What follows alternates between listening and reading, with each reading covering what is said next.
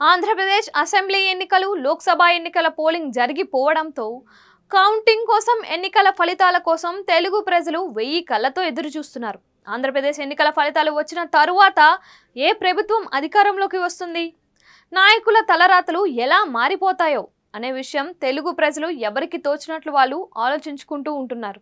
ఎన్నికల పోలింగ్ జరిగి 2 వారాలు పూర్తయిపోయినా ఆంధ్రప్రదేశ్లోని కొన్ని అసెంబ్లీ నియోజకవర్గాలు మాత్రం నిత్యం వార్తల్లో ఉంటున్నాయి.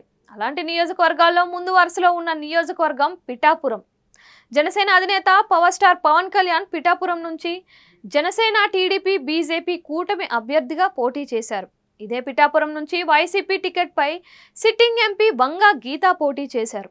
పిఠాపురంలో కాబోయే ఎమ్మెల్యే ఎవరు అని స్థానిక ప్రజలతో పాటు దేశ విదేశాల్లోని తెలుగు ప్రజలు అందరూ ఎన్నికల ఫలితాల కోసం చాలా ఆసక్తిగా ఎదురు చూస్తున్నారు.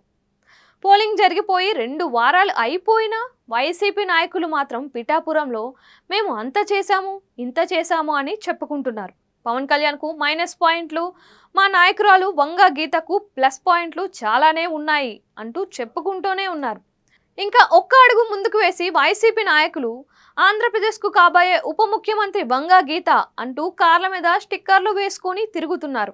న్యాయశాస్త్ర పట్టభద్రురాలు అయిన వంగా గీత జిల్లా పరిషత్ చైర్పర్సన్గా, పిఠాపురం ఎమ్మెల్యేగా, రాజ్యసభ సభ్యురాలుగా, మరోసారి ఎంపీగా పనిచేశారని, దశాబ్దాల కాలం ఆమెకు ప్రజాసేవ చేసిన అనుభవం ఉందని వైసీపీ నాయకులు గొప్పలు చెప్పుకుంటూ వస్తున్నారు. ఇదే సమయంలో జనసేన అధినేత పవన్ కళ్యాణ్ గురించి చాలా చులకనగా మాట్లాడుతున్న వైసీపీ నాయకులు పవర్ స్టార్పై సెటైర్లు వేస్తున్నారు. 10వ తరగతి జరిగిన పవన్ కళ్యాణ్ మా నాయకురాలు వంగా గీతకు పోటీనా అని వ్యంగ్యంగా అంటున్నారు. పవన్ కళ్యాణ్ ప్యాకేజీ స్టార్ అని, ఆయనకు చిన్న జ్వరం వస్తే హెలికాప్టర్లో హైదరాబాద్ వెళ్లి చికిత్స చేయించుకుని వస్తాడని వైసీపీ నాయకులు ఆరోపిస్తున్నారు. పవన్ కళ్యాణ్ ఎమ్మెల్యేగా గెలిపిస్తే హైదరాబాద్ వెళ్లిపోయి సినిమాలు తీసుకుంటారని వైసీపీ నాయకులు ఆరోపిస్తున్నారు.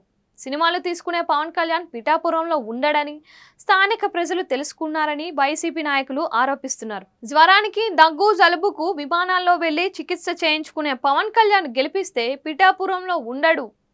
అందుకే మనకు అందుబాటులో ఉండే వంగా గీతను గెలిపించుకోవాలని ప్రజలు ఇప్పటికే డిసైడ్ అయ్యి ఓట్లు వేశారని వైసీపీ నాయకులు చెబుతున్నారు. పిఠాపురంలో వంగా గీత మరోసారి ఎమ్మెల్యే కావడం గ్యారంటీ అని వైసీపీ నాయకులు సంకలు గుద్దుకుంటున్నారు. పవన్ కళ్యాణ్ ఓడిపోయి హైదరాబాద్ వెళ్లిపోయి సినిమాలు తీసుకుంటూ కాలం గడిపేస్తాడని, మా నాయకురాలు వంగా గీత ఉప ముఖ్యమంత్రి అయ్యి ప్రజాసేవ చేస్తారని వైసీపీ నాయకులు అంటున్నారు. ఎవరు ఎన్ని ఆరోపణలు చేసినా జూన్ 4వ తేదీన పవన్ కళ్యాణ్ ఎమ్మెల్యేగా విజయం సాధిస్తారు.